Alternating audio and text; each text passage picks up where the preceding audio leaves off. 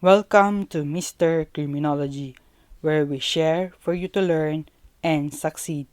In this video, we will be discussing Article 187 or Importation and Disposition of falsely marked articles or merchandise made of gold, silver, or other precious metals or their alloys. Under Article 187, the crime is committed by any person who shall knowingly import or sell or dispose of any article or merchandise made of gold, silver, or other precious metals or their alloys with stamps, brands, or marks which fail to indicate the actual fineness or quality of said metals or alloys.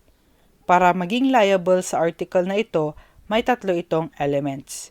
First, offender imports, sells, or disposes of any article or merchandise made of gold, silver, or other precious metals such as copper or nickel or their alloys. So, ang merchandise dito ay limited sa gold, silver, other precious metals, or their alloys.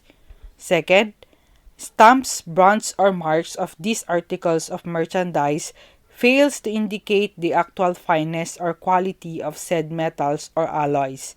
Example, nakalagay ay 18 karat gold, tapos hindi pala totoo. Mas mababa pa siya sa 18 karat. Let's say 14 karat gold lang pala siya.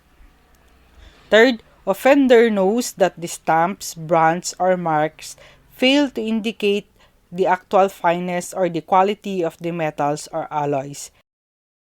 Example, nagba-buy and sell ka ng gold. Ngayon, bumili ka ngayon ng bracelet, nakalagay 18 karat gold. Binili mo, tapos binenta mo din. Yung buyer mo ngayon, alam niya na hindi 18 karat yon kundi 14 karat lang, ganon. Since hindi mo alam na iba pala yung quality niya, pwedeng hindi ka liable sa article na ito.